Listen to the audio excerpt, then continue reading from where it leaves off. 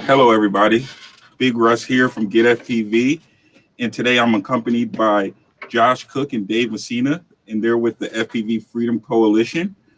Today we're gonna learn pretty much everything about what the coalition is, who they are, what they do, and just a little bit of background on what they're trying to do for our hobby. And yeah, it should be a fun show. How you guys doing today? Great. How are you? I'm doing good. You guys ready to get started into this? Absolutely. All right. Can you guys tell us a little bit about the FPV Freedom Coalition? What it is, Sure. Why you guys started, etc. Sure, I'll start. We founded the FPV Freedom Coalition about 2 years ago, and we realized that there was really no one looking out for the rights of FPV pilots. And as we considered groups like the AMA, it's a good organization, but their focus is primarily down at a local level on fixed wing RC. And so we felt that it really was important to provide a voice and defend the rights for us to fly FPV. So we formed a company, and we are a not-for-profit. There are 5 of us, and we're all volunteer. And we have been working on education as well as working with the FAA on regulations for all UAS, including FPV. You want to build on that a little, Josh?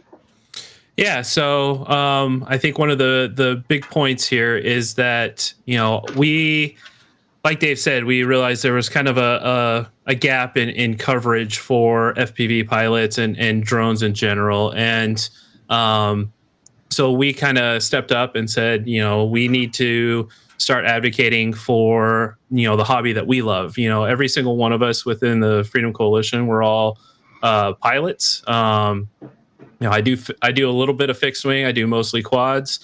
Dave comes from a long fixed wing background. Dan and David fly quads. So we're all pilots, and we all entered this hobby with the joy of flight in mind. And, one of the things that we really want to focus on is education and letting people know what's happening with the regulations and how they can kind of act on those things. And we're primarily focused on US. Obviously we're doing a lot of work with the FAA, and it's really important to us to be able to continue to fly. It has a great impact on folks. We've got stories of, and a lot of people have heard them, of how FPV has helped them with things like PTSD, depression, anxiety, that kind of thing. And also, as we all know, drones are a perfect segue into STEM, and it's a one-stop shop, and it hits pretty much all the nails within the STEM program. And it's to be able to continue to facilitate that, we need to be able to fly, and that's the biggest point, is just protecting our ability to fly, and maintaining the hobby for the future. Okay, nice. So Dave, so everybody's talking about this remote ID, remote ID that. What is remote ID, and does it even affect us? Oh, it most assuredly does affect us. And so remote ID is a range of regulations that's put forward by the FAA, and it covers so much more than explicitly just remote ID. And so it was put forward in a notice for public rulemaking on December 31st, 2019, and so folks tenderly call this the remote ID NPRM, Notice for Public Rulemaking.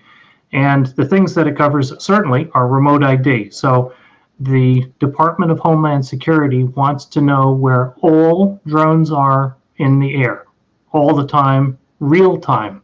And so with an engineering background, when you say real time, it's like, do you really mean real time? That's not easy. So they do. And so that's things like transponders and where's my drone and where's the operator on the ground. So that's part of remote ID. Another part of remote ID is, well, who can make, this is an aircraft, and the FAA has lots of rules about manufacturing aircraft. And so one of the things that the regulation as written would insist is that only a manufacturer can make a drone or an FPV quad or a hexcopter, anything that's a UAS, an unmanned aircraft system. So if you want to put something together, we won't be able to do that. And if you say, well, I really want to, I want to build it. Okay, if you go to a manufacturer and they provide you a kit with 100% of all of the components, then you can assemble them. But you cannot deviate from those. So it incorporates what, the regulations of transponders and remote ID and telemetry with the aircraft. It sweeps in who can manufacture it. It also incorporates where you can fly. So right now, the fixed-wing remote control, FRIAs. Yes, that's exactly right. The FAA restricted, FRIA, whatever the I stands for. And so the FRIA is a time-based physical location that the FAA gives approval to. So if you are an AMA member and say, well, I just fly at my flying field. Well, no, you have to gain new approval for the FRIA, and you cannot move. And so it only is one location. So the FAA's stated goal is they want to do away with FRIAs. And so they want to do away with fixed flying sites. If you want to move, it also has to do with where we can fly FPV. So there are significant restrictions with respect to anything above 250 grams, all up weight, including the battery, and where you can fly and what sort of range. And then there's a whole nother area of beyond visual line of sight. So remote ID absolutely pertains to us. It pertains to any aircraft that flies outside, as they say, from the grass blades up, and we're limited to fly only under 400 feet above ground level. So it covers all of those topics. Josh, any larger categories that I missed? Well, before we go to Josh, I got a question. I just watched the interview with Director Dixon, I think Josh told me, and he was saying there was a kid on there. I think he had to be none older than 10 years old. He was 11 years old. Caden. 11 years old. And he asked about the racing drones, and they said for us it'd be fine. That doesn't include us. Is this true? Is he trying to put wool over our eyes? What's going on with Director Dixon in that whole situation? Let's just say that Administrator Dixon misspoke. You demoted him about 4 levels by calling him a director. So Administrator, that was my bad. I'm sorry. It's okay. Administrator Dixon. It's a big job. He's responsible for the entire FAA. Yeah. I'd say he misspoke. And so what he said is, well, it doesn't really pertain to you, and most racing happens inside, and there's an exception for inside, and so let's take that apart a little. So first, as we know, FPV racing, and Caden is ranked in multi-GP at 11 years old, pretty awesome. Yeah. Most of a multi-GP is outside. So it absolutely is under the jurisdiction of FAA regulations. If you're indoors, the FAA has no jurisdiction. So, it does pertain, and most flying is outside. Then he said, well, it really doesn't pertain to you. Well, and he also said that, well, it's about 300 feet. So the rules as they state today are as if it's any aircraft that is remotely controlled, so not a free flight model airplane, not a little hand launched glider if it's free flight, but if it's a remotely controlled aircraft, it is under the domain of the FAA and their regulations that are in place today for recreational, and then there are a whole series of other rules which are frequently characterized as commercial, Part 107, 135, 91, etc. Okay. So he just kind of misspoke. Yeah, a little misspoke. Don't want to say he did it, intentionally. Just No. maybe a mistake on his. No, Yeah, yeah, I yeah. mean, and the deal is, we don't know what the final rule for remote ID is. That's set to drop next, supposedly in December. So hopefully, sometime in the next couple of weeks, we'll have an idea of what that remote ID is. But right now, every bit of information that we have from the NPRM and from the FAA is this is what it is. Now, could that change? Yes. And the FAA received over 55,000 comments on that NPRM, which I don't think they were expecting. And there were a lot of passionate people, throughout the hobby, throughout the industry. It wasn't just hobbyists that were commenting on this. This was organizations like Google Wing and DJI and other companies that were responding to this. Rotor Riot, and everybody was, commenting, saying, this isn't going to work. This isn't going to work. We should do this. Some people were okay with it. But 55,000 comments on a proposed rulemaking, I think we kind of broke the mold with that one. Yeah. So we did do a good job with the comments on that. That's a good thing. So what else is going on with this remote ID? Like, how does it affect us hobbyists, and the manufacturers and the distributors?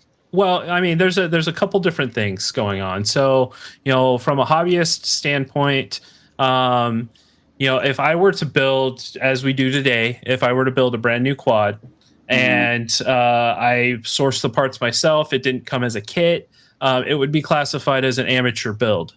And as an amateur, under remote ID's regulations, I would not be able to fly anywhere except for a FRIA area. So I would literally be locked to a fixed flying site. I would not be able to add remote ID to my aircraft because that process would need to come from a FAA approved manufacturer, be installed, be tamper resistant, all the fun things that keep us from spoofing it or duplicating it or turning it off, that kind of thing. So we would literally be locked into a FRIA site. Now, so one of the points that Josh was making there was no retrofit, and this is really important. So there are 1.3 million recreational drones in the United States today. There are an additional 200,000 drones that are commercial based. Based on the regulation as written in the NPRM, you cannot upgrade the hardware on the existing devices. You can firmware upgrade them, but no hardware. So all of a sudden, it'd say, well, that means that the drones that I've invested in over the last couple of years, no good. I have to start over with manufacturer only built. So I can't, if it's like, well, okay, if you really want me to have a transponder on this, okay, I'll put it on. And the regulation as stated is no good. You have to, you have to start over. And so again, this is what we have not mentioned is that we still anticipate that it will take about 2 years from now for this to phase in, this being the remote ID final rule, which would be issued theoretically next month. But these are rules that we feel will be damaging to recreational pilots or operators, as well as retail manufacturers, etc. So the FAA is targeting December 20th to issue the final rule. So what is it that we can do to help as of now? Well, I mean, the big thing right now is that we are waiting on this final rule, and once that comes out, when the NPRM came out, we did a very quick turnaround. I think it was something like 48 hours that we had some FAQs. We kind of broke it down to get it out there because federal regulations, they can be confusing to read a lot of the time. So we dug, and I think it was like a 219 page document to dig through. And so we went through and we broke it down. we got the information out to the public, let them know what in layman's terms it actually looks like. And we plan on doing that same exact thing once the final rule comes out, so that people are informed, so we will do a rapid response to get that information out there. One of the big things that Dave's been working a lot on is the Drone Advisory Committee, and getting involved with the FAA from within to help kind of shape some of the regulations that are happening. And that's been very effective. Dave has had a lot of success with kind of enlightening the Drone Advisory Committee to the recreational side of the industry. A lot of these guys that are involved with the Drone Advisory Committee, they're commercial guys. They're manned aviation, they're police chiefs, they're drone delivery companies, all that kind of stuff. And there's not a lot of recognition of the recreational side of the business. So Dave's done a lot of great work with that, has definitely brought a lot of that to light, has gained us a lot of allies, the recreational community, a lot of allies amongst some of these companies. And it's been really effective. So one of the big things that can help us is just becoming a member. We don't get funding from anywhere but our members, except for some T-shirt sales here and there and whatnot. Just people representing the coalition. And so getting to DC, obviously this year it's been a lot of virtual meetings with COVID and that kind of thing, but it involves travel. I went to the protests in that was March, I think, the very beginning of March, end of February in DC. Yep. So travel costs money, and we're very careful with how we spend that money. We don't take salaries. This is all volunteer. But that kind of stuff, becoming a member definitely helps. And the more members we have, the more sway we have with the FAA and these other organizations, because we can say, look, we have these many members, paid memberships, and these are the people that are participating in this hobby who want this to be around for the future. And one of the finer points here is that nothing we do right now is behind a paywall. We provide this information free of charge to anybody and everybody who wants it. And in fact, when we did the rapid response on the NPRM, we sent it out to every company that we could think of, and we posted it online and made it editable by everybody within the community, so that everybody could have a say in what that response was. And we took a lot of that into account. So community engagement, community feedback for us is key to everything that we're doing. Okay. So to amplify what Josh was saying, certainly, would be grateful if folks joined and became members. That helps us. In addition, as Josh was saying, is be knowledgeable. And so check out our site, understand what's going on. If you're confused about what the rules are, if it's broader than just remote ID, but what do I need to do? What should I be doing? That's what we're here for. And being knowledgeable as the remote ID final rule comes out helps everyone be more informed, and then we'll ask better questions because we'll be that much farther ahead. I'm sorry, Russ, I interrupted you. Oh, no, you're good. So do you guys have a website? We do. You guys have a website? Can you tell the people the website? Absolutely. It is fpvfc.org. Okay. We also have a page up on the GetFPV page where you guys could become members and sign up. Can anybody become a member? Absolutely. Say I wanted to become a member, I could just go sign up and become a member. Yep, you can. All right, that's pretty awesome. So what else is the FPV Freedom Coalition working on? Well, to dig a little deeper into what we're doing from a collaborative perspective, we're working with the FAA on the Drone Advisory Committee, and this gets a bit dry, but that's some of what we do. It's as one of the guys was saying, regulations are really not a lot of fun. And, we're into this to have fun. This is a hobby, right? Yes, Which I thought was a great point. And so I was teasing my wife this afternoon, and I said, I'm talking to the White House this afternoon. And in point of fact, I was. And so, what? So this is one of these arcane situations that, as Josh was saying, because we've gained friends, support, cooperation with manned aviation as well as unmanned aviation professionals, they're helping us out and understand what it takes and what it means to work the whole regulatory system with the U.S. federal government.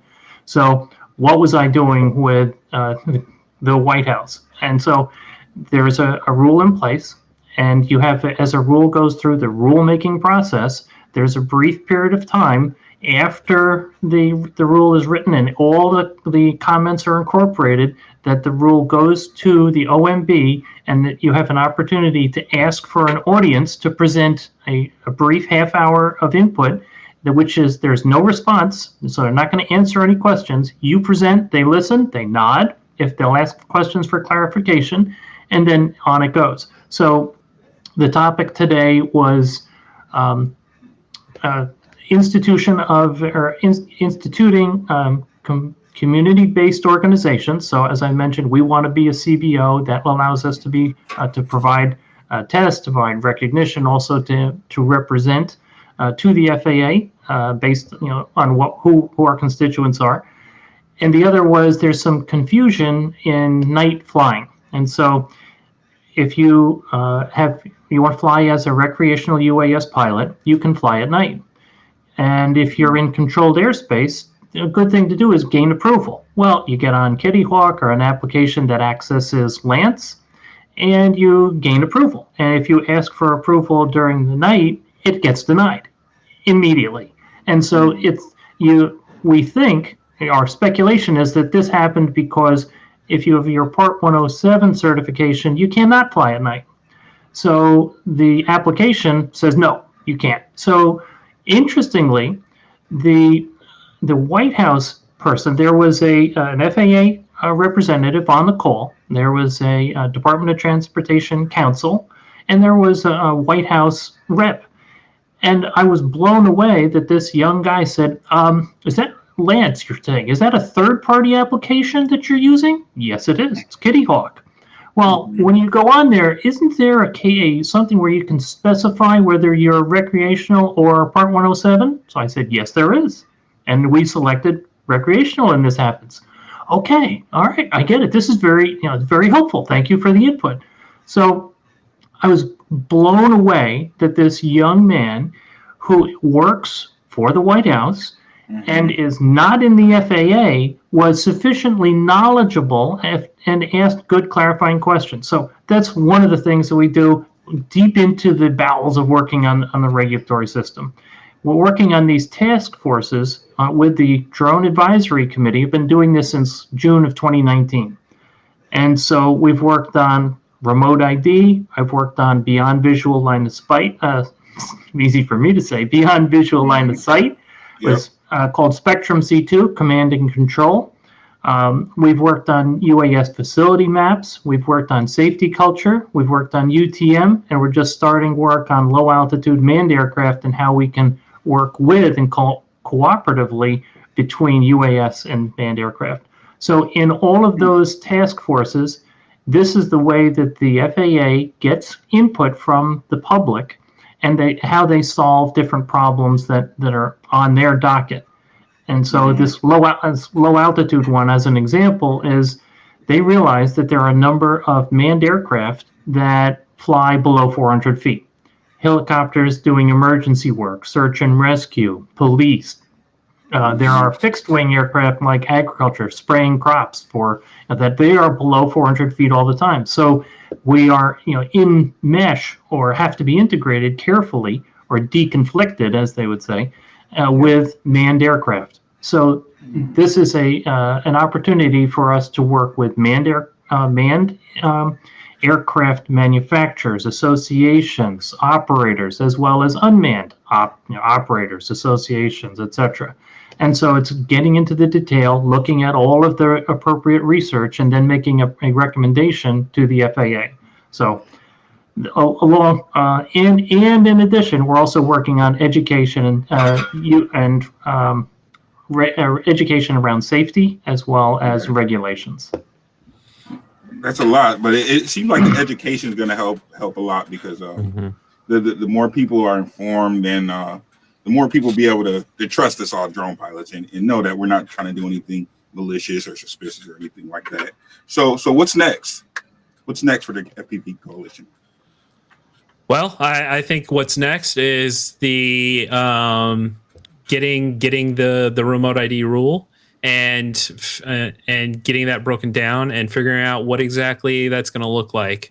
Hopefully, it's different from what the NPRM is. That's the ultimate hope. That 55,000 comments from across the country made an impact on that rule. And so once that rolls out, it's figuring out what we like, what we don't like, what's tenable and what's untenable. And we're very specific about what we feel is acceptable. And we're going to, once that comes out and we understand it, then comes the process. We have a 60-day period afterwards to make comments and to kind of challenge it to a certain degree, and we'll be busy with that. So hopefully it works out in our favor, because here's the deal: is this is going to impact not only the pilots themselves, but it's going to impact companies that make drones, companies that distribute drones, companies like GetFPV who sell parts and pieces, and then it also impacts a lot of commercial operators. There's a lot of people in this country who do their work using drones, and those independent operators are under the same kind of pressure that us hobbyists are to to make that work. So to build on that, as soon as the final rule is issued, there is a 60-day window that we can provide a complaint if we think it's appropriate. And so we are putting together right now what's the criteria that we think, we can live with this, or oh geez, this is really going to be bad. If it's bad, then we'll need to litigate. And along as just exactly what Josh was saying, when the NPRM came out, we created a 23-page response that we provided to people around the country, and our comments were copied 750 times or referenced in other responses. So in the same way, we're interested in sharing the information that we figure out from dissecting a rule which will assuredly be hundreds and hundreds of pages that we'll digest very quickly. So our objective is just as what's next is the remote ID final rule is imminent. We'll get a rapid response out, and then we'll also make a determination in terms of what action should we take in that very brief 60-day window to respond to the FAA. This is all very interesting. It's all a lot to take in, because it seems like there's going to be a lot of changes coming up, and I just hope we're all on the right side of that change. And I really appreciate what you guys are doing for the hobby, especially for being a nonprofit. You know what I mean? Thank you. That really shows a lot of golf, you guys, and I appreciate it.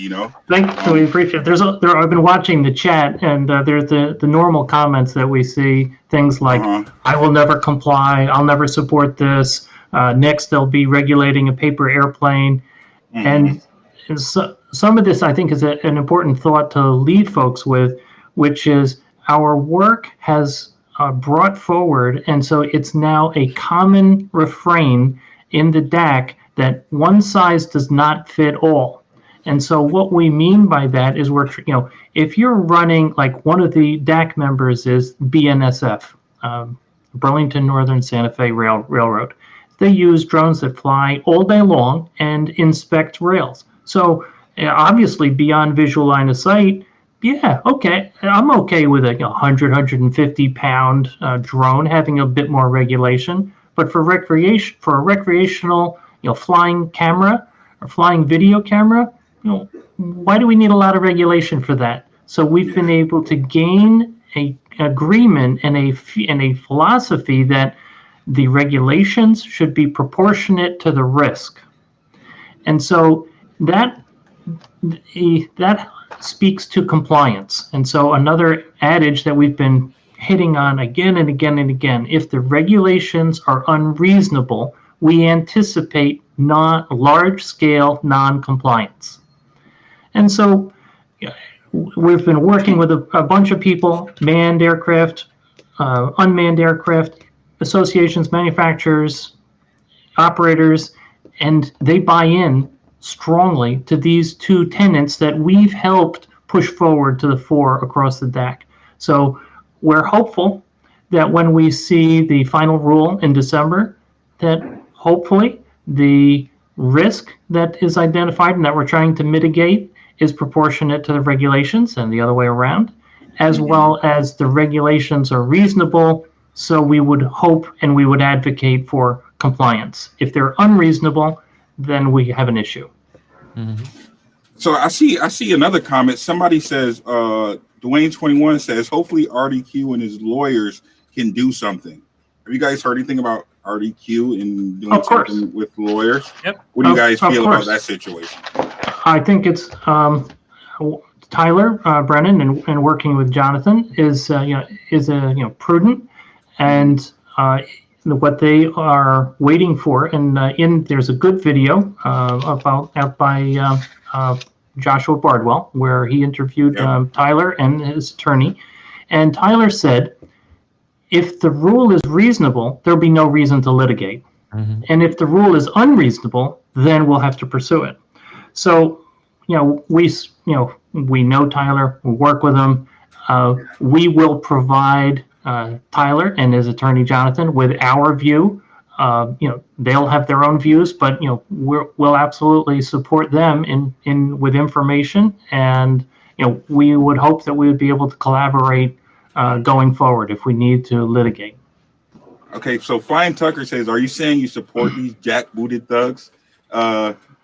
Flyer Tucker, I don't think they're saying that they support them. They're just saying if the rules are reasonable, then we'll comply, and if they're not, then we'll take other actions. Pretty much.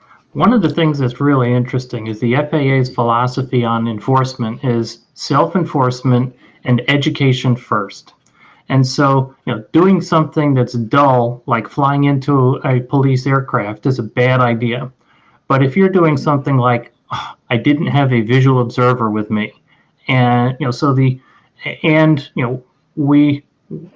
think it's prudent that we should police ourselves to walk up to someone who's new to the hobby and say, hey, this was unsafe. You really should try to. Don't fly over people, like that. Just fly off to the side. You'll be fine. The video will be great. And so, it's that type of enforcement that can help and is absolutely pervasive in manned aircraft. And what's coming on and what will happen is self-reporting. And the commercial side is going to pick up on this in a hurry. And this is all about education. So, boy, you know what I did with this battery today? And oh my gosh, it was. And so you input it. It's a database run by NASA. Let's see if I can say this. It anonymizes, and so it takes out all of the personal information, strips it out, and then it provides the information to the FAA. So that's already in existence, has been for years, very successful for manned flight. It will be put in place. So it's that type of enforcement philosophy is where we're trying to get to. Dwayne21 has another question. Who's going to police this in person? So okay, but before we get to that question, so what do you say to the guys that are like, who cares about whatever the FAA says? I'm still going to fly regardless. I don't care what they say, what they do. I'm still going to fly. Well, I mean, here's the thing with that is that, people are going to do what people are going to do. I mean, you can break the speed limit and, that's a personal choice. But Hmm. on the flip side, you're going to have the repercussions to that. So, if, for example, you get busted doing something that you shouldn't, then, the responsibility of that's going to fall on you. I'm not here, and the FPVFC is not here to be the drone police. We're here to educate, let you know the right way to do it, what the regulations are, how to be within those regulations, and personal responsibility falls on the individual pilot, and it always will. And that's the same for manned aviation. You know, if you're a private pilot or even a commercial pilot and you do something that's against the regulations or against the rules, there's repercussions. And I don't want to see anybody fall into that. But at the same time, I can't personally control everybody. We as an organization are not even going to try to do that. So, like Dave was saying earlier, some of that onus is going to be on the FAA to Hmm. provide reasonable regulations that don't lock us down into FRIA sites and lock us down to not being able to build drones anymore and lock us out of STEM and all those things. But in part, the onus is going to be on the individual pilots. And every pilot that I've met, I respect, and everybody is going to make those personal choices, and the chips are going to fall where they will. And but at the same time, I don't want to see anybody, get kind of strung up for anything like that. So Yep, yep. Colton makes a good comment. He said that he every person he encounters loves SPV, and he mhm. always has a set of goggles to share. And that's kind of what I think they're hinting at is with the education and just letting Mhm. people know about drones, because Absolutely, people fear what they don't know. You know what I'm yeah. saying? And And the more you let people know, I think the more it helps us all, as a whole. that's something that I can personally subscribe to. I carry a set of backup goggles, or when I'm out flying with my friends, they have they'll usually give up their goggles to somebody who's interested, or Hmm. if we're at an office park and a security guard comes by, you can provide those goggles to the guy and say, look, this is what we're doing, we're being safe, we're not hurting anything, Hmm. and it's a way to gain that trust amongst the community. Yep. And you teach by show, and that's a really key aspect of our hobby. And that's the kind of thing that got me into the hobby. I saw a video of Hmm. what was possible with this 5 years ago, and I've been here ever since. Nice. There's another point on the chat that says the FAA can't get out of its own way, and this is an interesting point that the executive director of the Office of UAS, Jay Merkel, brings up regularly, because it always amazes me. Like, gosh, this whole thing moves so slowly. However, in comparison, in Hmm. comparison to the rest of the FAA, the UAS office moves an order of magnitude or more faster. And so Mhm. we, in point of fact, if we look at the ADSB 2020, this is ADSB is the transponder rule that if you fly in controlled airspace in a manned aircraft, you have to have a transponder on your aircraft, and it has to comply with the ADSB, a set of standards that describes what you will broadcast when, etc., what frequencies, on and on. That took 10 years. Man. 10 years. So, Wow. we've got rules, going into place from concept into final rule inside 2 years. So Jay Merkel is proud of that. And from the rest of I came from global tech. That's not the pace that we would live with. So Hmm. yeah, it is. It all depends, I guess, on where you're sitting and where you're coming from. Yeah. I always what I thought. Why do you guys think the FAA started this? I always thought it was because of big companies like you say, like Google and Amazon. They want that airspace. Do you guys think that's what it is? the reason that all this is happening? I think part of it is, I mean, it's an emerging technology, and if you think about it in the long form, you've got companies looking to utilize the technology to do things like deliveries. Some things that have been successful. There's a company called Zipline. They operate right now in Africa, and they deliver medicine and vaccines via fixed wing UAS. And they operate kind of like a slingshot system. So they launch these things with, the medicine or the vaccines. They fly out, basically drop this stuff by parachute, and then the UAS turns around, they capture it by net and reset and redo.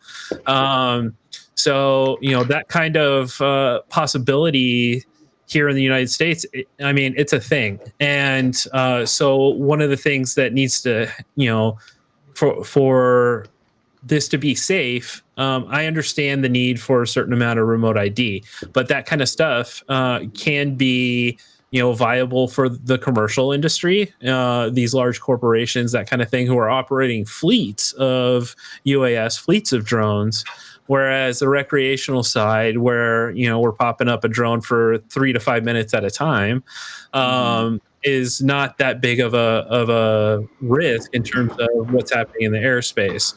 But on the flip side, as an emerging technology and something that has caught fire in the United States over the last several years, I think that there's some hesitation by the powers that be to let it go unregulated and unchecked. And we all know that drones have cameras. Cameras can see things. Here in Phoenix, there was an incident several years back out at one of our nuclear power stations that's not terribly far from my house, where there were supposed drones flying around. So it can be a security risk as well.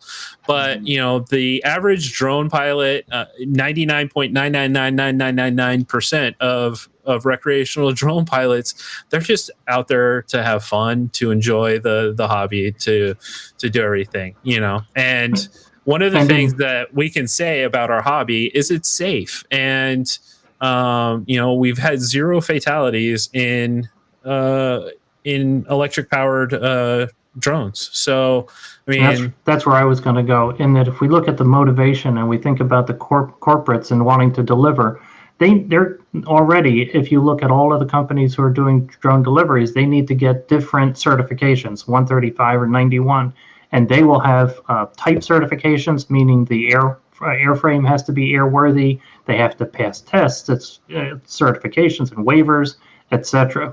So it then comes down to safety and security. And that's what the FAA has been telling us for a couple of years.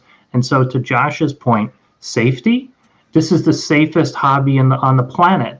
And so, we have 0 fatalities. And so security, well, can you weaponize these things? Okay, so security. And so there absolutely has been a significant push from Department of Homeland Security, motivating a lot of what we see in the NPRM. What we know going into the remote ID NPRM were things like, well, you could use some type of electronic communication with the drone, maybe network, maybe broadcasting. And so the rule came out and said, good, you need both. And it's like, what? It made no sense. Yeah. But so it's that type of knee-jerk. So we're hopeful that we see a more common sense response to the security side, because we have been very vocal that the baseline for drone safety is a pretty high bar right now. So we definitely want to keep that high bar, and let's not hurt ourselves or other people. But it's a heck of a good story. And then, all right, what do we need to do for appropriate levels of security? Cool. So for closing, what's the best case scenario for us, the worst case scenario, and sort of middle ground? So I think the best case scenario is that a lot of the changes that we outlined in our response are the changes that they make to the NPRM, and which would include limiting to broadcasts, which is basically coming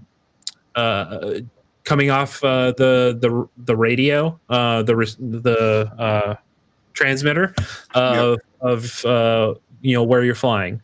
It also includes privacy for those operators, where only interested parties, which would be FAA and perhaps maybe law enforcement, would have access to that information. General public shouldn't know where you're flying, what you're flying, and be able to come and confront you in the middle of a park. That's unacceptable, and that's scary. So, and not being restricted to FRIA sites, flying as we do today, being able to go out, flying Class G airspace unrestricted, being able to fly in controlled airspace with the Lance system. All those systems that we have in place right now, they're perfectly adequate for us to be able to do what we do. And really kind of reining in this stuff with FAA approved companies to produce aircraft that's not really necessary. That kind of stuff can be catastrophic on the hobby drone industry. So that's best case scenario. Worst case scenario is they leave it as it was. To be honest with you, that's the scary outcome, and I don't want to see that happen, and I don't think anybody does. No. But the middle ground is if maybe we need a transponder, but you can still do DIY. Right. So and it has to be broadcast only. So it's 15, 20 gram device, and they exist. But you can retrofit your existing fleet. Mm-hmm. Yeah. So, and we can fly where we want. That would be a nice middle ground. So, I fly all the time, so right. I'm trying to take all this in. I'm like 20 more grams to my drone, Right. But I mean, if 20 grams is the difference between you being able to fly and you not being able to fly, I mean, really. But the funny thing is in talking with people, this technology already exists in things like Crossfire. They have FLARM.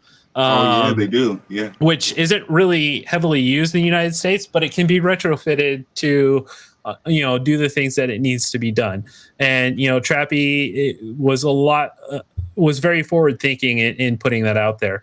I mean, even so much as a secondary signal coming off your receiver or your VTX or anything like that, it can all be accomplished with existing technology. So maybe we wouldn't have to add that 15 or 20 grams, but at the same time, there's probably going to be something. But best case scenario is that there's an exclusion for hobbyists. I mean, plain and simple. And that's what we want to see. So I mean, hopefully what Dixon said is somewhat true, where it doesn't even. That would be nice. Yeah, that would be nice. That's my best case scenario. Right. Well, man, I want to thank you guys for coming. Is there anything else? What's your guys' website again? You guys can find them on the GetFPV website. You can become a member. Please, if you guys have an extra $1 or so, please donate, because I'm pretty sure these guys are working their butts off, and any help would be much appreciated.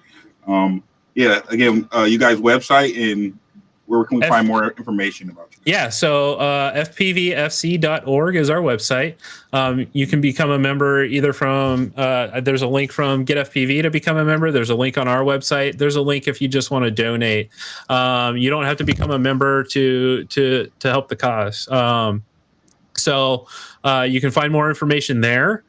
We do operate a Discord that we post. I think we post pretty regularly on our Facebook. You can find us on Facebook with a lot of people will post news there, or that's definitely where we reach out to the community to do our meetings, to release documents, that kind of thing.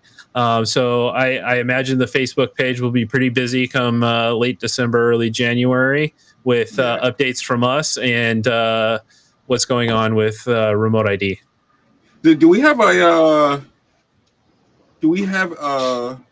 like a final date when all this will be, No. said and done? There's still no final date yet. No. So once the rule comes out, it's going to be a 2 to 3 year rollout period for that to actually fully take effect with certain keystone events happening throughout those 3 years. So long story short is even once the rule comes out, you still got about 3 more years if the rule sucks. So, but at the same time, keep in mind that, that's kind of the pending deadline there. So, so once the rule is set, so once the rule comes in, it's set in stone, pretty much. Well, no, go ahead, Dave. I'll let you explain that. Once the rule is issued, theoretically in December next month, we have 60 days to contest it. And then any changes to the rules then need to go back through a rather onerous process, and which could include congressional effort to the FAA. Sounds good. I hope everything works out. Thank you guys for coming on, Josh Absolutely. and Dave. It was a pleasure. Thank you for having us. I learned a lot, and emotions are up and down right now. Yeah, and here's the thing: is we do a lot of this work. We do the boring work with the regulations, and we break it down for you guys, so you guys can just sit back and enjoy and fly. And that's the important thing. You kind of have to have a passion for reading this kind of stuff, but if it helps the community, then that's what we're all about. So yeah. Well, I want to thank you guys for coming today, and we'll see how it goes. Yep, thank you. We appreciate it. Thank you for having us. Bye, Josh. Bye. All right, guys. That was Josh Cook and Dave Messina, and I'm gonna do a giveaway. Whoever stayed here long, I'm gonna give away some things here. Let me see. Let me think. How should I give this stuff away? It's just a t-shirt from T-Motor. There's a double extra large, and then there is a small. So if you're a double X or a small, you can enter this. Or if not, you can enter it too and give it to somebody else. Let me go through some of these comments, see if anybody's got anything good to say. Yep. I don't know. We'll find out soon. Yeah, I agree, Colton. Man, I don't see adding transponder really rubbed me the wrong way. It really does. Setting up a legal defense fund. Tyler Brennan is already doing that with RDQ. Yep. Joshua Barwell did a video on that, so you can go and watch that video. Put the links in the comments if possible. Yep, there is the link right there from GetFPV. If he is not going to give clearance, might be in the air, so they have to what? Oops. It says commercial operators need FAA clearance. FAA is not going to give clearance if hobbyists might be in the air, so they have to kill us. That's not necessarily true. I think we can share it. I think we can share the air and be fine, as long as we're not, getting in the way of each other. I think we'll be fine. Like the FLARM thing that TBS does, it's awesome. Only believe half of what you see and none of what you hear. Just saying.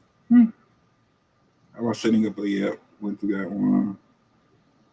Wow, that was loaded. Yeah, man, it's a lot to take in, Colton. It's a lot, man. That's what they try to do. They try to get you with all this paperwork and all this jibber jabber. Luckily, we have the Freedom Coalition because I'm telling you, man, if it wasn't for them, I wouldn't do it. I mean, it's a lot of work. It really is. I applaud those guys.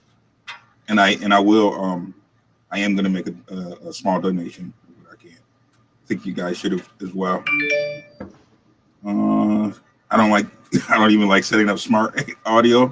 Much too lazy. I understand, brother. I understand. No for us pilots. All right, guys. This is gonna be quick. First person to guess the number 1 through 20.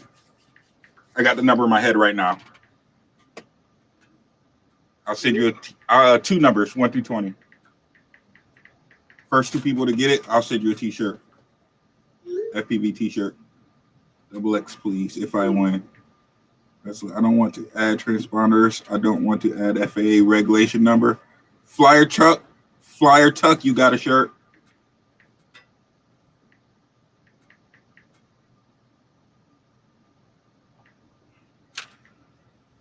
Flyer Tuck has a shirt. The next number is still out there. I don't want to have to contact FAA. XX, please. If I win. Under tree can. See, nobody's guessed the other one. No, between 0 and 20.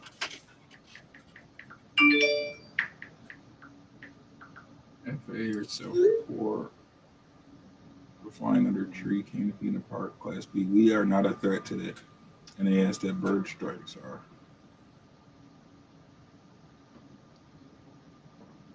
Yeah, Scott, man, I know. I mean, we're not a threat.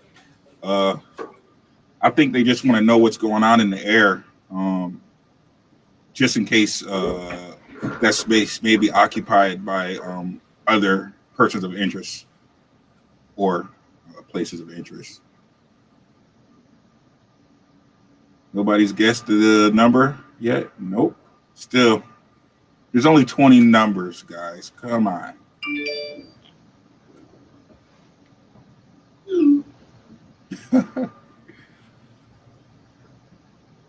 You guys still haven't guessed it. The second number. Flyer Tuck has a shirt. Who else will get a shirt?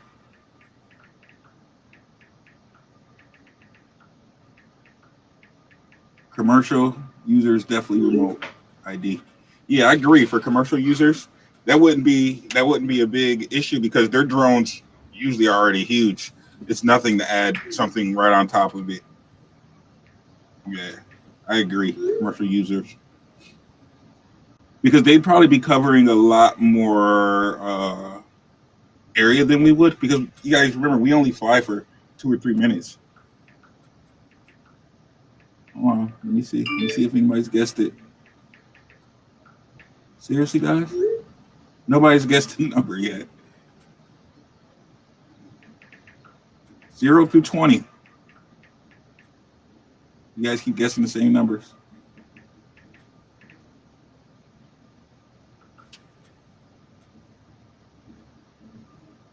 Yeah, if you want, Fire Tuck, guess again. I don't care. Anybody have anything else to say about the FPV Freedom Coalition or anything about remote ID? Hold on, let me see. Still don't see the number. 1 through 0 through 1 through 20, 0 through 20. It ain't 0 or 1.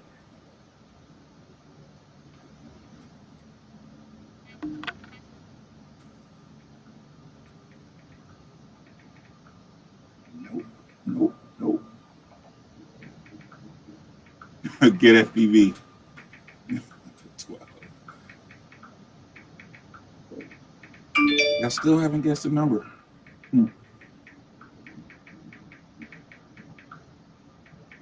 Thank you all for standing up for us mud ducks. Dude, I appreciate them guys too, man. I think we'd be screwed if it wasn't for them. Tell you the truth.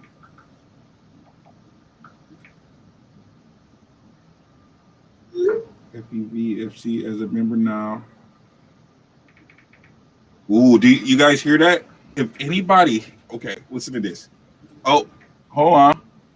I think we may have a winner. Hold on. I think we have a winner.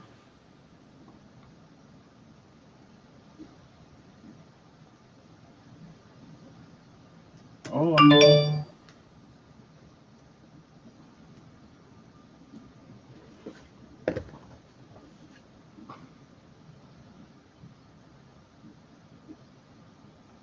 Mike Crabtree Anderson. Message Get FPV or message Big Russ Jackson, and I'll on Facebook, and I'll get this sent out to you. Probably not today, but it'll go out tomorrow. So GetFPV says anyone sign up on FPV Freedom Coalition as a member now and post a screenshot here gets a free t-shirt. How do you post a screenshot here?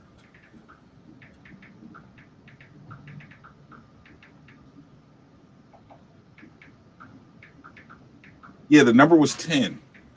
So Mike Crabtree Anderson got it. And let me see. Mike Crabtree. Mike Crabtree Anderson and Flyer Tuck each got a t-shirt. Thanks, guys, for playing. It was number 10. It was 10 and 17. I fly out in the sticks. Where's nobody around to give a damn? Yeah, but still, I mean, just because you fly in the stick doesn't mean everybody else does. So we kind of need this to go good for everyone. Winner, winner, chicken dinner. Sign up by midnight tonight or email the screenshot to marketing@GetFPV. You guys see that? Sign up for the FPV Freedom Coalition and we'll give you a t-shirt. I would like for like 100 or 150 of you guys to sign up and we don't know what to do. That would be cool. How does this guy that means every number wins? Cool. Hey man, you should have been spamming, Jason. Should have been spamming. Dude, I can't believe nobody got that. What number wins? Wins me an engineering job with GetFPV. I'm already in SRQ. Apply. Come down here and get a job. Go get yourself a job, brother. I had to. You just signed up, Colton? You'll be getting you a t-shirt. Send a screenshot to marketing@GetFPV. And if he tells me, and if I could see it before tomorrow, I'll have it sent out first thing in the morning.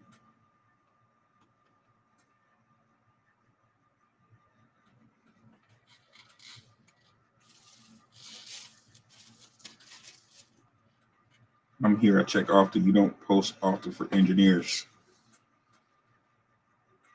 I mean, if you're good at what you do, just show up. Well, you can't now for COVID. Once this COVID goes away, and if you're good at what you do, show up and get you a job. Yeah, we don't post often for engineers because we only need so many engineers, you know. But if anybody's good enough at something, I'm sure stuff can change. I'm on the road with number 3 arrows. With the number 3 aerospace manufacturer already. I don't understand what that means. You're with the number 3 aerospace manufacturer already. What's that mean? You work for the number 3 aerospace manufacturer?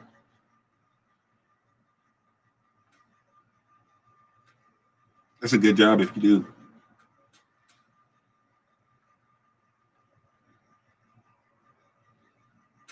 Yeah, man, Flyer Tuck, man, we understand. If you can't really, if you can't afford nothing, that's fine. What's up, Roy? Howdy. I'm still on. I'm just looking at comments. All right, guys, I'm about to get out of there. Anybody got anything else to say about the Freedom Coalition? Sign up for the free t-shirt. Yeah, sign up, you get a free t-shirt. Let 200 people sign up so we run around with our heads cut off like chicken. I work for the 3rd biggest manufacturer. Dude, that's a good job. Why would you want to give that up? All right, guys, I'm gonna get out of here. Thank you for joining us. Flyer Tuck, you got the XSL. Mike Crabtree Anderson, message us or at marketing@GetFPV or message me on Facebook, Big Russ Jackson, or message GetFPV on Facebook. And yeah, I'll send that stuff out to you guys tomorrow. Thanks for joining us. See ya.